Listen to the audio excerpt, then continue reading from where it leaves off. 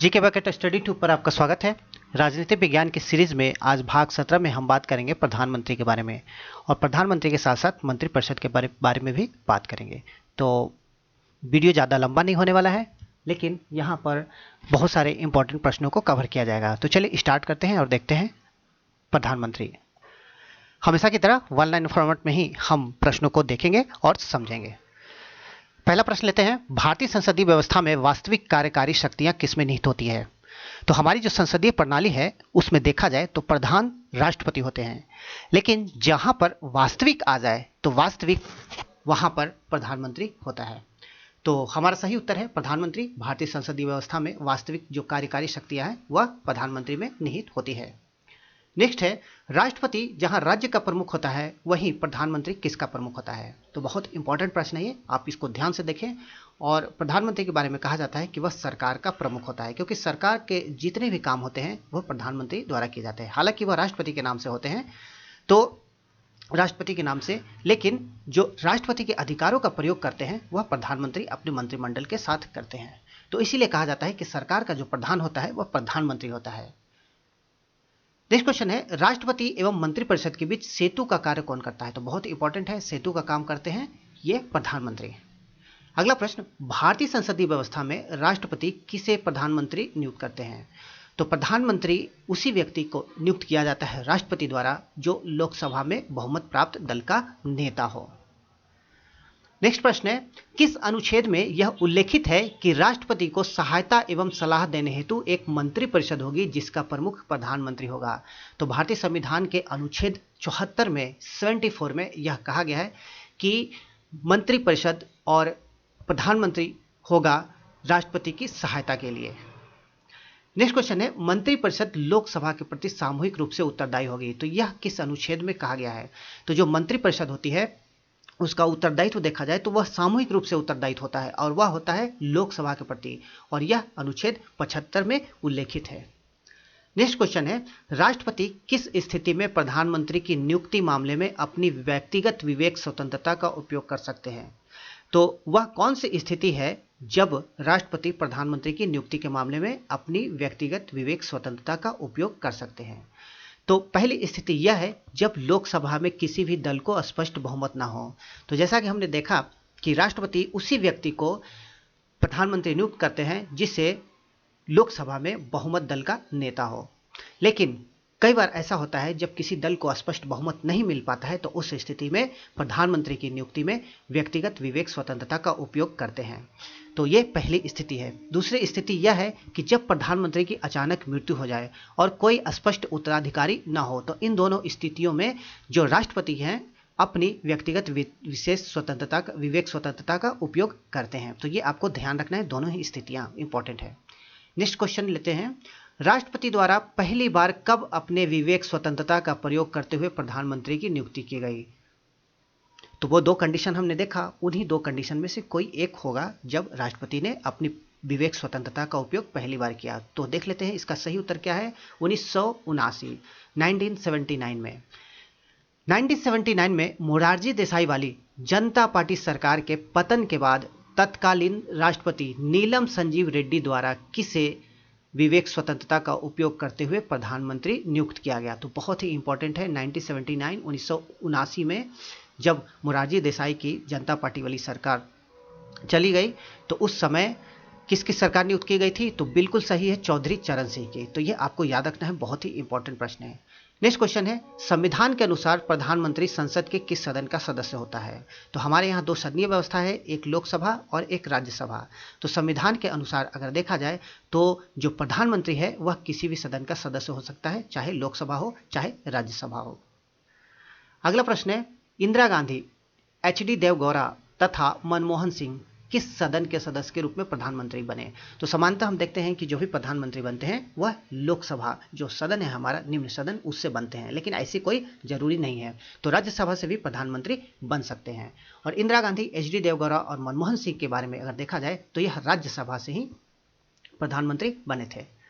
आगे बात करते हैं, प्रधानमंत्री को पद एवं गोपनीयता की शपथ किनके द्वारा दिलाई जाती है? तो यह दिलाई जाती है राष्ट्रपति के द्वारा। तो भारत के जो राष्ट्रपति है वह प्रधानमंत्री को शपथ दिलाते हैं। अगला क्वेश्चन, प्रधानमंत्री की मृत्यु अथवा त्याग पत्र से मंत्रिपरिषद पर क्या प्रभाव पड़ता है?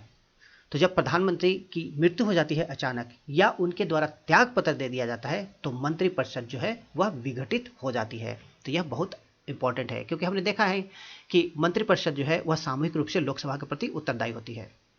आगे बात करते हैं, दक्षिण भारत से प्रधानमंत्री बनने वाले पहले व्यक्ति कौन थे? तो दक्षिण भारत से प्रधानमंत्री बनने वाले पहले व्यक्ति थे पीवी नरसिम्हा राव। तो बहुत इंपॉर्टेंट प्रश्न है, आपको यह ध्यान रखना है।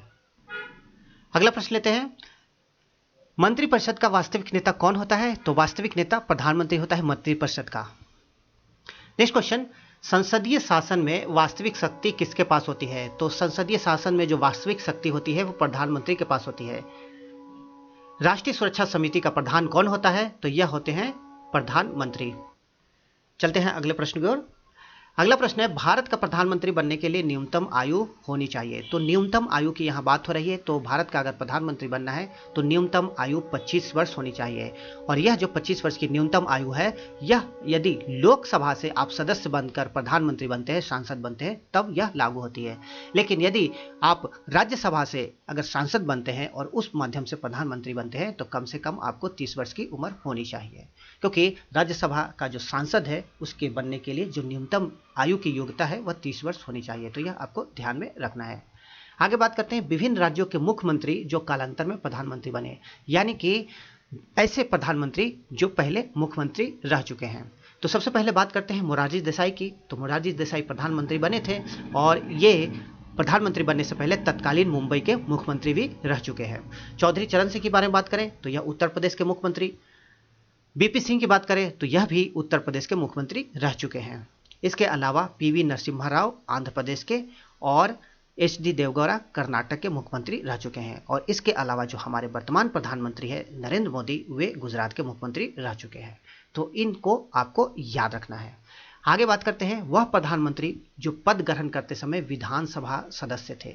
तो उन प्रधानमंत्री का नाम बताना है जो कि प्रधानमंत्री पद को ग्रहण करते समय विधानसभा के सदस्य थे। तो ये है एचडी देवगौड़ा। आगे बात करते हैं, जवाहरलाल नेहरू एवं लाल बहादुर शास्त्री के निधन के पश्चात किसने कार्यवाहक प्रधानमंत्री के रूप में कार्य किया?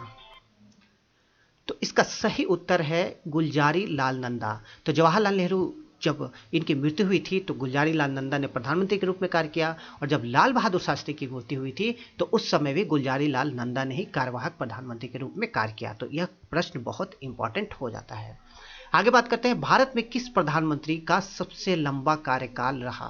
तो निश्चित रूप से आप सभी को पता होगा, जवाहरलाल नेहरू 16 वर्ष 286 दिन इनका कार्यकाल रहा और प्रधानमंत्री के रूप में सबसे लंबा कार्यकाल इन्हीं का माना जाता है। नेक्स्ट क्वेश्चन, सबसे छोटा कार्यकाल वाले प्रधानमंत्री कौन है? तो किन प्रधानमंत्री का सबसे छोटा कार्यकाल रहा? तो यह है अटल बिहारी वाजपेयी। तो 13 दिन का कार्यकाल रहा इनका। आगे बात करते हैं, प्रथम गैर कांग्रेसी प्रधानमंत्री कौन थे? तो ये थे बिल्कुल सही मोरारजी देसाई, प्रथम गैर कांग्रेसी प्रधानमंत्री। प्रधानमंत्री पद से त्यागपत्र देने वाले प्रथम प्रधानमंत्री कौन थे? तो यह नाम भी देखा जाए तो मोरारजी देसाई के ही नाम है जिन्होंने प्रधानमंत्री पद से प्रथम बार त्याग दिया, मतलब प्रथम प्रधानमंत्री थे जिन्होंने त्यागपत्र दिया प्रधानमंत्री पद से। इसके बाद सबसे अधिक उम्र में प्रधानमंत्री बनने वाले व्यक्ति, तो यह रिकॉर्ड भी इन्हीं के नाम है, मोरारजी देसाई के नाम सबसे अधिक उम्र में ये प्रधानमंत्री बने थे। आगे बात करते हैं, सबसे कम उम्र में प्रधानमंत्री बनने वाले व्यक्ति, तो ये है राजीव गांधी। नेक्स्ट क्वेश्चन, एक से अधिक बार प्रधानमंत्री नियुक्त होने वाले व्यक्ति कौन है? तो जवाहरलाल नेहरू पहला, दूसरा इंदिरा गांधी, तीसरा गुलजारी लाल नंदा, चौथा अटल बिहारी वाजपेयी, पांचवा मनमोहन सिंह और छठा नरेंद्र मोदी। तो टोटल 6 प्रधानमंत्री आपको याद रखने हैं जो एक से अधिक बार प्रधानमंत्री नियुक्त हुए। आगे बात करते हैं, अगला प्रश्न है, भारत के किस प्रधानमंत्री की मृत्यु देश के बाहर हुई? बहुत इंपॉर्टेंट प्रश्न है, एग्जाम में कई बार पूछा भी गया है। तो ये है लाल बहादुर शास्त्री, 1966 में ताशकंद में इनकी मृत्यु हो गई थी। तो आपको यह याद रखना है, भारत के ये ऐसे प्रधानमंत्री हैं जिनकी मृत्यु भारत के बाहर हुई। आगे, किन प्रधानमंत्री की मृत्यु और उनके कार्यकाल के दौरान ही हुई? तो कौन कौन से वे प्रधानमंत्री थे जिनकी मृत्यु उनके कार्यकाल के दौरान यानी प्रधानमंत्री पद पे रहते हुए ही हो गई? तो सबसे पहले बात करते हैं जवाहरलाल नेहरू, दूसरा लाल बहादुर शास्त्री और तीसरा इंदिरा गांधी। तो इन 3 नाम को आपको याद रखना है। आगे बात करते हैं कौन से प्रधानमंत्री अपने कार्यकाल में संसद में कभी उपस्थित नहीं हुए हैं। तो संसद का चेहरा भी इन्होंने नहीं देखा और ये प्रधानमंत्री थे चौधरी चरण सिंह।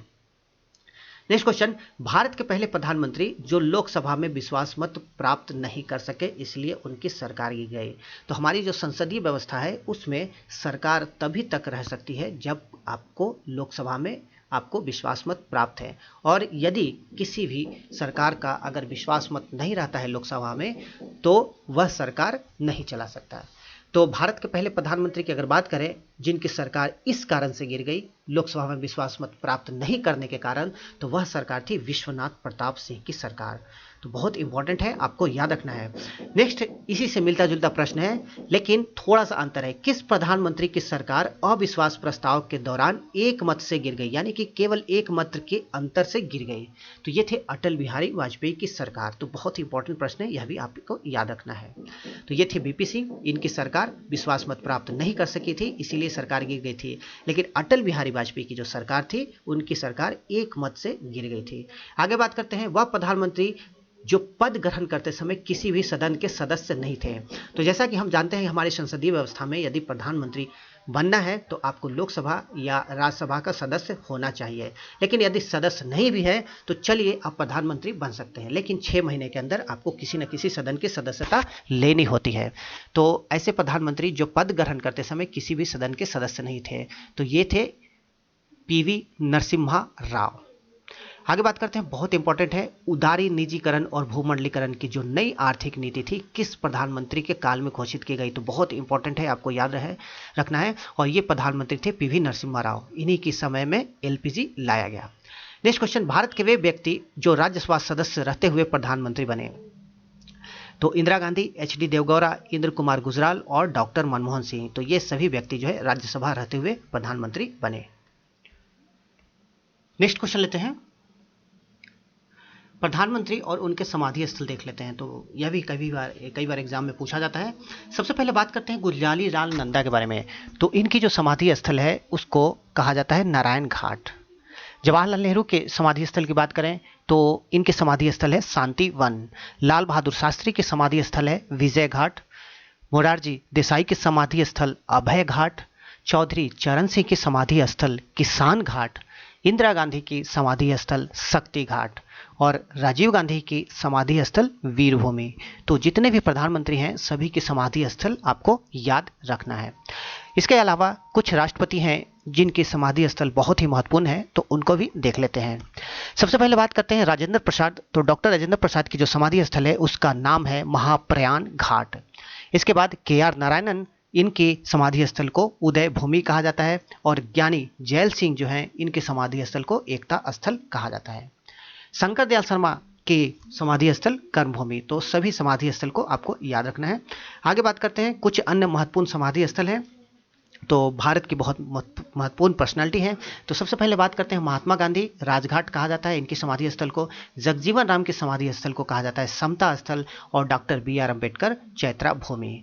आगे बात करते हैं नीति आयोग का पदेन अध्यक्ष कौन होता है। तो योजना आयोग पहले था, अब नीति आयोग हो चुका है, तो नीति आयोग का पदेन अध्यक्ष प्रधानमंत्री ही होते हैं। भारत के पहले प्रधानमंत्री जो अलग अलग अवधियों में प्रधानमंत्री रहे, तो इंदिरा गांधी की बात करें तो ये प्रधानमंत्री अलग अलग अवधि के दौरान रहे। और इसी के साथ हमारा यह प्रधानमंत्री का वीडियो समाप्त होता है। नेक्स्ट वीडियो के साथ बहुत जल्द आएंगे। Thank you very much.